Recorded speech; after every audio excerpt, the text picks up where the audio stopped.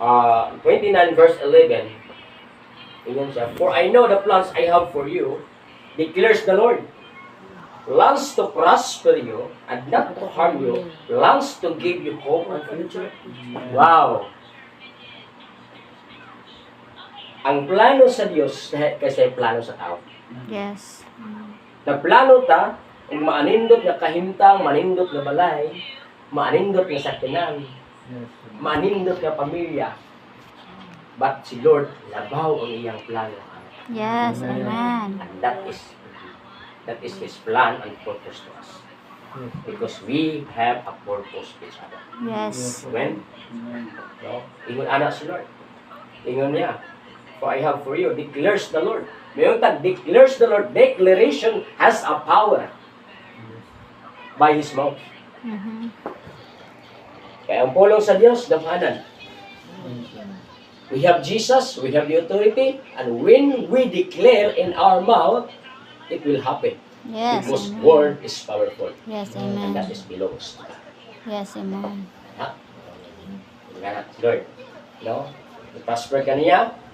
Dayon, dili niya tugutan nga daoton ka.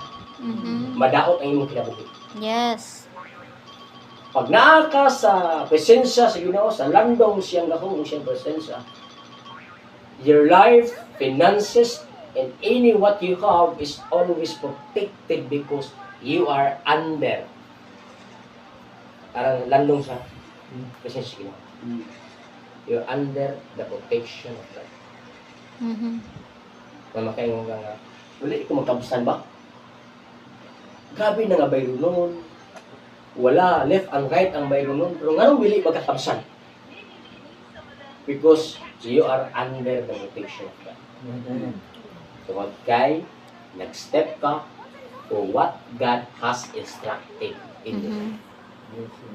Amen? Yes. Amen. No? Wala siya. Great futures. Hope, pangapaglaong, og, kaugmaon. No? Gipangando na itong kaugmaon. May itong gilaong man ang kaugmaon sa itong anak, no? Ang itong gipangandoy. Wala'y ginikanan, wala nang ngandoy sa mga paglaong para sa mga anak. Kitang tanan. Pero pag plano sa Diyos, never na niya bypass. Never na talik na ni Lord. Yes. Si Lord is nagpaabot na sa mga.